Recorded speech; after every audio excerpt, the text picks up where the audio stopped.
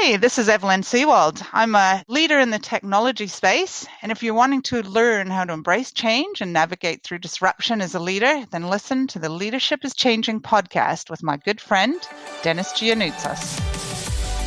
Welcome to Leadership is Changing.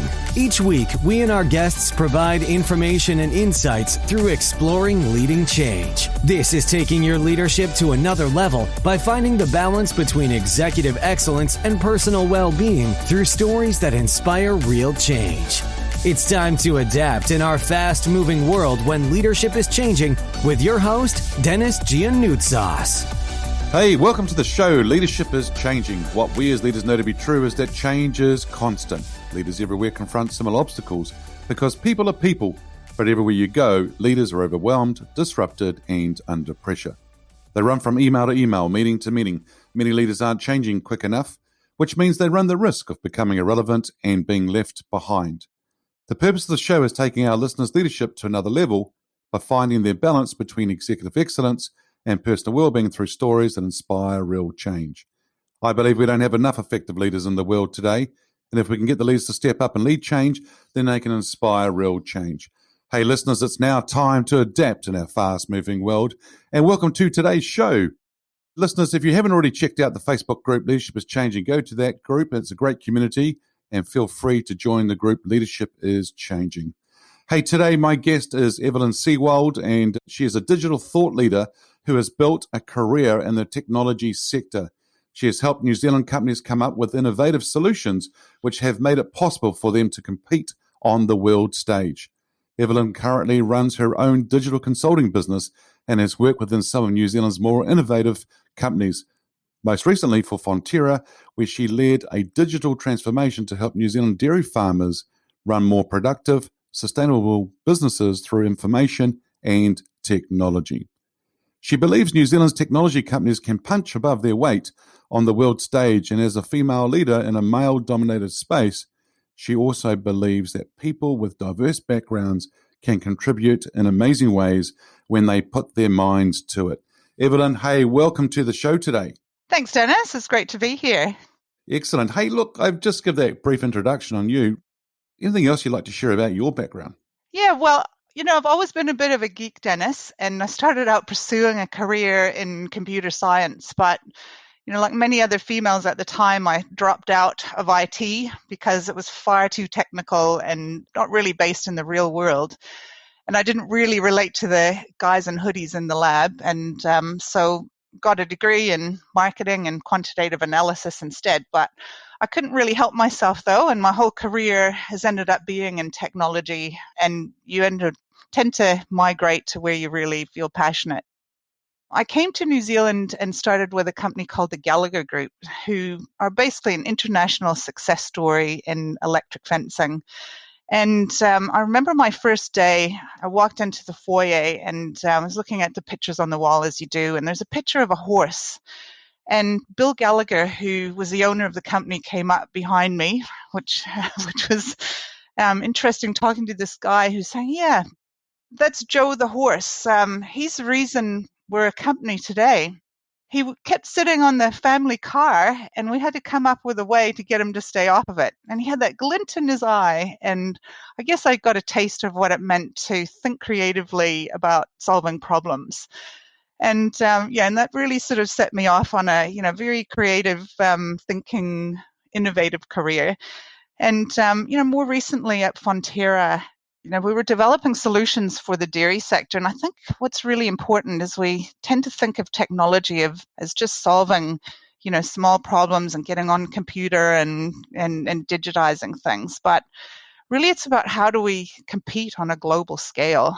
And New Zealand's dairy farmers aren't really just competing against themselves anymore. They're competing against, the floating farms of Rotterdam, which are totally digitized. And, we really can't compete with a paper notebook anymore. And, so how do we actually lift the capability of our whole dairy sector? So at the moment, I'm also working on a project, looking to help small businesses lift their capability in the digital space for the same reason. Like, how do we actually really create that capability in our businesses? Yeah, and I am Canadian but I've spent most of my career in New Zealand, and I do get a real buzz of seeing us create solutions that you really wouldn't expect to come out of a small island in the South Pacific. And kind of like the All Blacks, if Kiwis believe they're the best, they forget the odds and just go out and do it. Yeah, and I think that's a fantastic thing that, as you say, a lot of Kiwis do that and go out onto that global stage and punch above their weight, which is fantastic.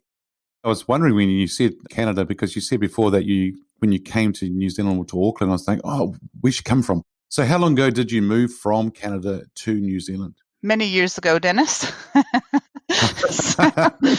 Just a while ago. Yeah. So I arrived in the early 90s, and a really, really interesting time in New Zealand. I came as a backpacker and met a Kiwi, and I'm still here today. Yeah. Well, that's fantastic. Excellent. Hey, so what I got for you is some questions that I'm going to ask you as I ask my guests. And the question I've got for you is, how did you get into leadership? Always been a bit of a go-getter, I guess. And I started probably early on in my career when I was promoted, probably within the first year of being at Gallagher's. And it was an interesting situation because all of my peers were now people who were reporting to me. And I guess I had to re-earn their respect, so people who, why should they treat me as a leader, or as, I was their manager, but, you don't want to just be a manager, you still really want to make an impact.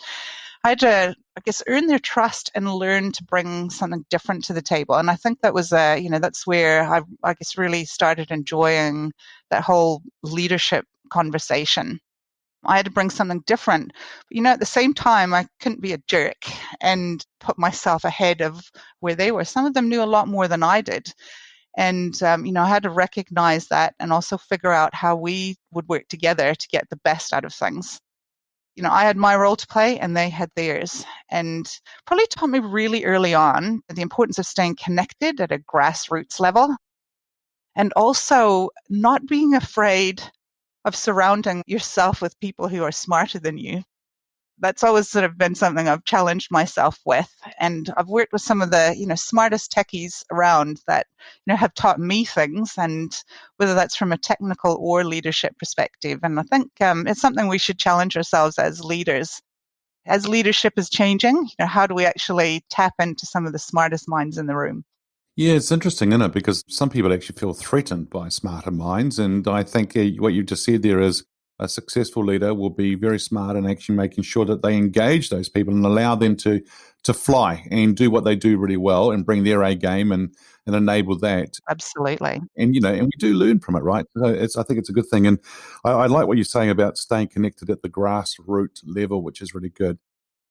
So, Evelyn, you mentioned something before about competing on a global stage. So what's one or two things that you think that people should do as a leader to lead on a global stage? I think the key thing is not being afraid to really put your ideas out there. I think we all kind of feel like we don't have something to say, and, whether that's imposter syndrome or just thinking others are smarter than us. The more creative ideas that are out there, the more opportunity there is for them to come to life. And I think, as leaders, it's almost an obligation or a responsibility to step up and put our ideas out there. Yeah, excellent. So, team, don't be afraid. Be bold. Have the courage to actually put your ideas out there and stand up and do that. Mm-hmm. See where it goes. Who knows where it's going to go?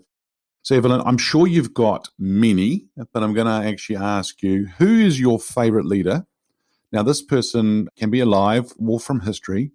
So who's your one favorite leader and why? Well, in the tech space, there are so many innovative leaders. So I think this is a very tough question, Dennis. But if I'm going to pick one, it would have to be Melinda Gates. Her and Bill's foundation have done in eradicating polio, and the approach they took using data. I mean, they completely modeled the world and looked at where they needed to be. And it was simply extraordinary.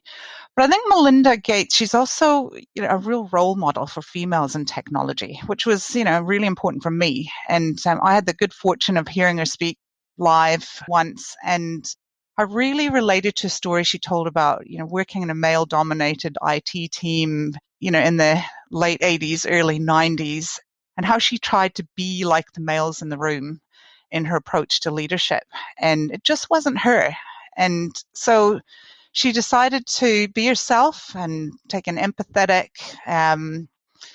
more inclusive style to leadership. And, she just really absolutely took off from there, and everyone wanted to be part of her team. And I think, it's a really bold move to tap into your own personal leadership style and what works for you. And she's also incredibly committed to increasing diversity in technology. We're coming to an age in artificial intelligence where, we are setting the stage for how technology is going to work for us for time to come, that's for sure. And we run a risk of it being really heavily biased if it's only going to be coded by, a slither of the population. So she's really, really focused on how do we think about different ways of attracting people into technology? How do we get them to learn differently? And how do we actually find them? And yeah, so I just think she's a real genuine person and, a real role model. And she was definitely a role model for me. As hard as it is, that's the person that I would have to pick, Dennis. Yeah, very good. And I like what you say about her. She was trying to be like others in the room, but then she decided to be herself. And I think that's really quite cool, Mm-hmm. where you actually bring your personality to the table, be who you'll be. Because I think there's a lot of leaders out there trying to be something that they're not. Yeah. And they wear like a mask. And if I can put it that way, I don't mean a pandemic mask. I mean a mask whereby they're actually hiding behind and they're not actually bringing their own way out or their own personality out, which is, I think, really cool. Because as you just said, when she did, everyone wanted to be part of her team. Absolutely. I think that's awesome as well. Yeah, very good. So the show is called Leadership is Changing, and as you mentioned before. So when I say that name, that title, what does that mean for you? Leadership is changing. I mean, it's changing like everything else. And I think it's really, I have a picture in my mind of the traditional leader. We tend to think of that person who gets up on stage, probably in technology, it's probably the Larry Ellisons from Oracle or the Steve Jobs of Apple. And, they give an awesome inspirational speech in an auditorium, and then everyone goes out and they're blown away and they want to do great things. I think leadership has become more about connecting with people more dynamically.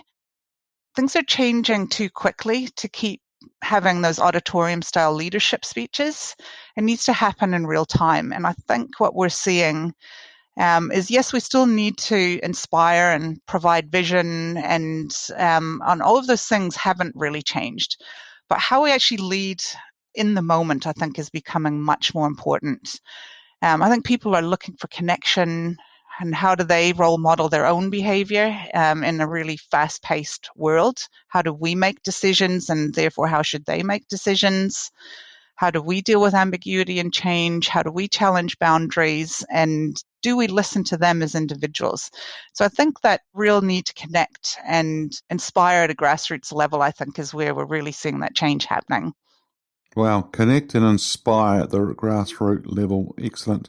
And the bit that you talked about, the dynamic side around connecting dynamically, do you think technology is going to actually help a lot of leaders and enable them to do that? And if so, how? Yeah, I mean, the tools are hard to keep up with, in terms of the tools that you can, Yeah. whether you're on Slack or WhatsApp or Zoom, or, the tools are just coming thick and fast. And I think, COVID certainly brought out a whole new way of working and connecting.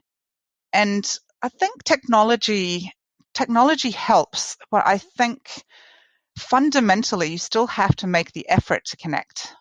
Are you consciously connecting? Are you having the right conversations? All of that hasn't changed, right? Technology is just an enabler to do it in a different way. I still think we need to, role model behavior and connect in a way that others can see. And whether they see that through technology platform or in person, I think the fundamentals are still the same. Yeah, that's great. Yeah, because I don't know. Yeah, you're right. I mean, there's so many tools out there, and it's quite overwhelming to see. And I just say to people, well, it doesn't matter which one you choose. In fact, just choose one, will That's you? right. And then Hmm. get on with it. That's number one. But number two is if you do, going back to what you just said, make sure you do connect. The fundamentals are still there. You still need to be the leader. You just can't hide behind the tool. In fact, I think the tool allows you to have a bigger global footprint or a global reach a lot easier and quicker, and which is great. But it's still, and I think it actually probably emphasizes leadership more for a lot as well. So Yeah, yeah, it's really absolutely. interesting. Hmm. So how has your business or industry changed, and what demand has that put on you? Um, well, technology by its very nature, and as we've just been discussing, all of these tools that are available, the ways that we can connect. I mean, technology by its very nature is all about change. But I think the speed of change is what's changing. Mm, Innovation's happening faster than ever before. And artificial intelligence alone is going to allow businesses and consumers to do things we haven't even thought of, in the next little while. And we're also seeing changes in the way that we work. And I think in my space, the whole gig economy workers is just the way that it goes. And, my own personal journey, I've switched from being in a corporate to gig, and that need to be able to switch between different styles of working, I think, is really changing. And in my space, in the technology space, you used to have, the guys in the basement or the guys on the third floor who, the IT guys, generally you don't say IT girls because there weren't a lot of IT girls, but, the IT team, they had all the answers. You went to them if you had a problem and they came up with a solution. That's no longer the way technology works. Like everyone has an opinion or view or a capability in technology. So a lot of it's as well about how you move away from having rules like IT's got to do it to a much more you know dynamic environment where you've got guardrails that people can work within, and that requires clear instructions or direction on what you can and can't do. I think there's also been a shift away from, just in general, not just in my space, but away from hierarchy. mm, Much more matrix teams delivering. And whether that's hierarchy or flatter structures within businesses or the way that we work across businesses, I think that's really changed. So, for me as a leader, I'm not just leading the people who report to me, I'm providing a vision and trying to inspire the partners who are delivering things, the contractors who have come in, and trying to get them to be as equally passionate about what I'm trying to achieve, I guess, as I am about something. And some of my contractors have been more passionate than my own team at times. And we kind of sort of think that that traditional, you're an IT contractor, you come in, you're told what to do, you get on with it, and you go. mm. Those times are long gone. Everyone has to get in behind and be part of a team. And as leaders, it's our job, I think, to provide much more distributed inspiration and leadership. And you know what? I think you're right because the matrix thing is really interesting because, as you just said, there are a whole lot of people that are coming into work maybe on a project, on an initiative, on a work stream. It doesn't matter what it is. The important thing here is, as the leader, a lot of these people are not reporting into you directly. So you have to be more influential. You That's have right. to, as you said in your words, inspire them. And so I think it's really quite different because the older days were, well, you reported into me, I've got the title of manager and you shall do as I say. And nowadays it's totally different. Mm, You've got matrix teams, people have got dotted lines into you. You're having to be more influential, more visionary, which is great. The other thing is set the vision and then get the heck out of the way and let them get on with it. Yeah? absolutely. Yeah. Get people who are much smarter than you, and they have no problem doing that once they know what they have to do. Yeah, yeah, very much so. So, Evelyn, if there was one thing you could change in business as a leader today, what would it be? So, if there's one thing I would change, it's the way that companies trust their people to be more involved in the change discussion. So trust gets mentioned a lot. And, this week Deloitte put out some reports on the importance of trust as a future differentiator in management and leadership. But when we think about trust, we tend to think about, customers trusting us as a company, staff trusting us as leaders. But we don't actually talk much about leaders trusting staff. And what I mean by that is that anyone who's been in a corporate will have been through their fair share of restructures, and it's always we're doing something big and we'll tell you when it's done.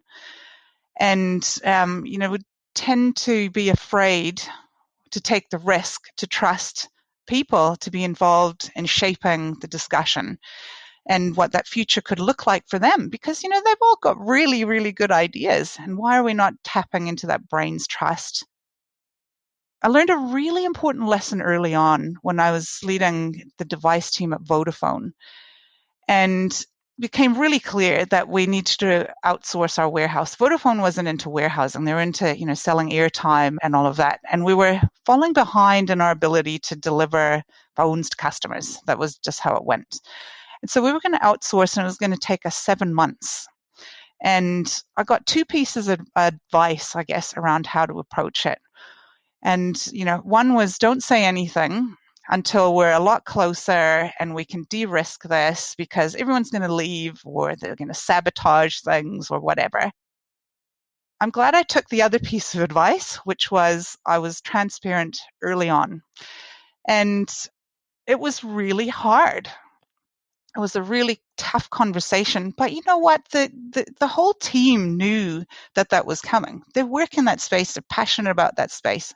They can see it coming. So, so I guess really I took an approach and a real risk. I have to say it was probably one of the riskiest things I've done from a leadership perspective, is telling them just before Christmas, when 40% of the year's sales kind of fly out the door, of losing people, but they really valued being part of shaping what their own future could look like. And, they all stayed with me right till the end. The day that we went live, I got 2 calls. One was from Tim Miles, who was the CEO of Vodafone at the time, to congratulate me and tell me that, I'd done a great job. And the other call was from one of the warehouse managers. And he was one of those people who was very economical with his words. He was highly respected, had that, what we call in New Zealand, the mana, or the respect of the people around him and the team. And he said 3 words. He said, "You did good." And, to this day, I don't know which of those 2 calls I appreciated most. But, so I guess really in answer to your question, that real trust in people. We kind of think that they can handle it, but if we tell them the tough stuff, but man, they've really got something to contribute in their own future. So cool that. I mean, that's a great example. And I like what you say, tap into the brain's trust, because people aren't dumb. They do know what's coming. They actually can see it coming as well. And as you say, if they've got some great input, that's fantastic, even though that they know it could affect them. I've been working with some organizations of late in particular, and we're talking about change and resilience and things like that.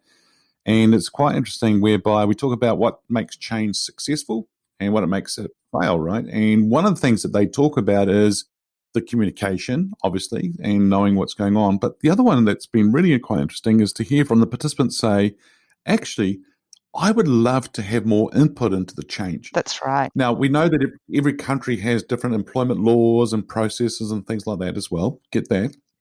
But what they're saying is exactly what you've just said and exactly what you've done. And that is, we would love to have input into this, because we've got a lot to think about too. We know that this might impact us, and it probably will.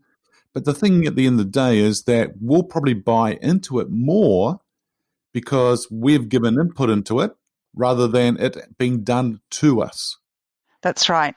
And if you think about the pace of change, don't you want to have people coming along with you and input and be more engaged, as we have to constantly change? It's not one-off events that happen. Yeah, I think so. And but there's a lot of leaders out there who don't want to do that. there will be times where you just can't. You just got to go and do what you need to go and do. Yeah, Yep. Yeah, we absolutely. get that as well. But I think it's quite smart if they could do that. So, based on what you just shared there, the next question I've got is employees. And, for a lot of employees nowadays, you and I have been an employee before, Mm-hmm. got your own business, I've got my own business. How has employee expectations of leaders changed? Yeah, I was thinking about that, and there are, there's a lot of things that haven't changed. I think leaders still play a real important role around providing that inspiration and vision, the sense of direction, creating the space for people to get on and do great things. But I think what has changed is employees are starting to hold their leaders to account more. Mm. If you kind of see what happened at Facebook recently, Facebook has had a lot of pressure from the market and, in the media to, change the way they deal with social responsibility. And I think some of the greatest pressure came from their own teams, when their own teams walked out and said, we're not standing for this, and you as leaders of Facebook need to change. And I think that probably epitomizes, even what I've experienced, where social media and digital and the way that we operate today, millennials, Gen Z, they have to feel connected and proud, I suppose, of the brands that they're representing. And even for us, we always used to say that, would you be proud to, say who you were working for at the Christmas barbecue? And I think it's just amplified in the last generation. We no longer just do our jobs. And that's fundamentally, we have that discussion around diversity. It's about, bringing your whole self to work. And I'm not going to do that if I really don't see you making good decisions or things that I can align with. So I think that whole employees are really just holding leaders to account more. I think the other thing I wanted to tap in, as a leader, you've also got to, I think we're seeing us look at how we can harness diversity. And I think our teams are expecting us to do that now. And diversity is, I guess, really, we talk about age and we talk about gender and we talk about, ethnic diversity, but there's probably also style diversity. And in the tech space, I think that's, a really interesting thing because you get all these stereotypical engineers or developers who people think just come to work and they cut some code and then they bugger off. But there's some of the most passionate people I know, and you'll see them gathering around and talking about how they print 3D printer parts for their 3D printers. The passion that comes out of those discussions, you just really wouldn't expect in that engineering or developer community. And I think they're expecting to be able to have those conversations at work as well and really connect with teams. And I think as leaders, we have an obligation almost to make it possible for that to happen. Oh, that's awesome. Great things being shared here by Evelyn. So excellent. Well done. That's so exciting about that, what you've just shared around employers and employees actually are holding leaders to account more, and some great examples. Hey, what makes a leader successful today in this fast-paced, ever-changing world? We talk about fast pace and change and adaptability. And I was trying to think about, what's a really important ingredient in there? And I think it's our ability to deal with ambiguity. Not only just dealing with it, but, creating clarity in that ambiguity for people around us. And, I don't know about you, but when's the last time you had all the information you needed to make a decision? You just don't get that luxury in the tech world. So it's, how much information do you need to make the right decision at the time, and how are you communicating the way that you made that decision? Yep. And I think as well, ambiguity also means sometimes you don't know the answer as a leader. And people are looking for you for, the answer. And it's like the typical, that's a traditional leadership role that we played. You know the answer to everything. Well, sometimes you just don't, especially when things are changing so quickly. I think clarity sometimes comes not from having the answer, but from people seeing how you're thinking about how to get to the answer. Sometimes is all that's required. And I think more and more that's what's making leaders successful and saying, I don't know the answer. This is how I'm approaching it. Yeah, and then there's a trap, what you just shared there, because I find a lot of leaders might say, hey, I don't know the answer. The trap is twofold. One is sometimes they don't know the answer, so they try and make it up. And as we said Hmm. before, people aren't dumb, and they can see right through a leader who is making it up. So that's wrong. So don't do it. That's If you right. don't know, say you don't know, Mm, and I'm going to come back to you once I do. But there's the other trap. They don't go back, and then they lose trust and credibility and so forth. So do what you say you're going to do is really important. And I think that it's really, really quite interesting how the ambiguity is one thing. I think as well, Evelyn, is that with ambiguity, there's that unknown and so forth. And sometimes we do need to make decisions, but a lot of leaders don't make decisions. And then they just freeze. yeah, And it's like, that's come right. on, make a Mm, decision at least, and we can get on with it. And do we need to adjust? Possibly. But, who knows? And I think if we're deliberate in our decision making, that's really key. But then ambiguity is the thing that we have to try and handle, as you say. So if you can have the ability to deal with yeah, ambiguity, that's a really, really good thing. yeah. I think you've touched on a really important thing, like the ambiguity. A lot of people are afraid to make Yeah. decisions. And in a lot of corporates, there's I know it's a terrible thing to say, but the no one ever got fired for not making a decision. um, is just really easy to fall into Mm. the trap of. It's a much more difficult, and this is kind of probably where what makes a leader successful today. It is the ability to make decisions in the face of ambiguity, but also and like I say, just providing the clarity for people around how you're going to work your way through it. Yeah. And don't be a bystander. That's right. If you're a leader who's, do something about it. I mean, gosh, as you said before, people are looking to you for your leadership and so forth. And so, yeah, I think it's really important. So, Evelyn, I'm going to get you to get your crystal ball out now, and I'm going to ask you this question, which is, where do you see leadership in the next 5 years?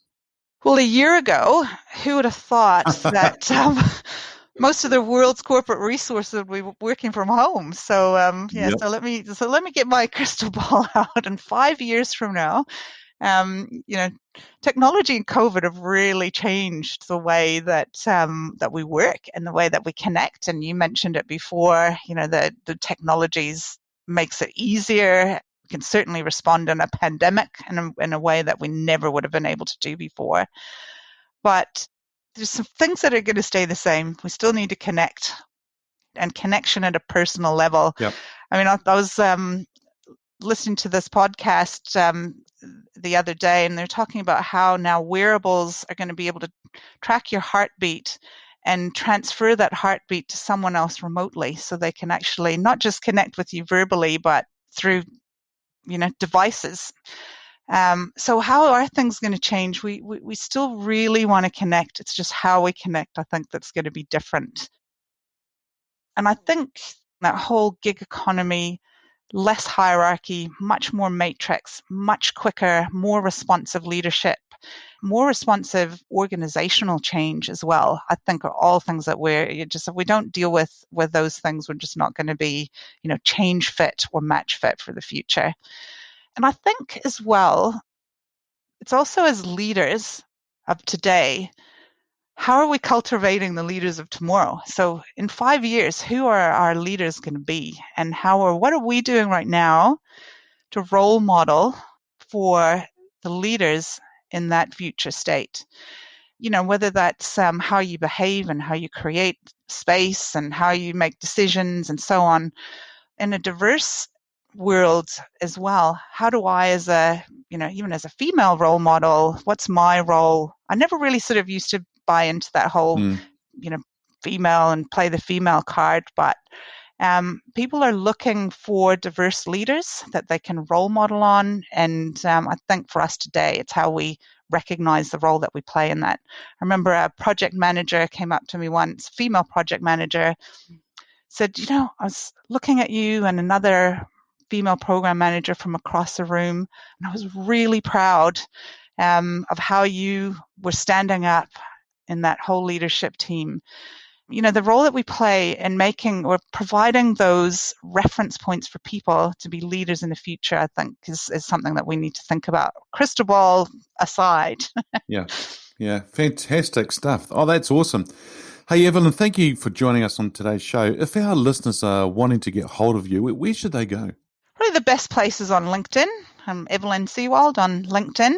So please do feel free to connect with me. I'd love to hear what other leaders are thinking out there.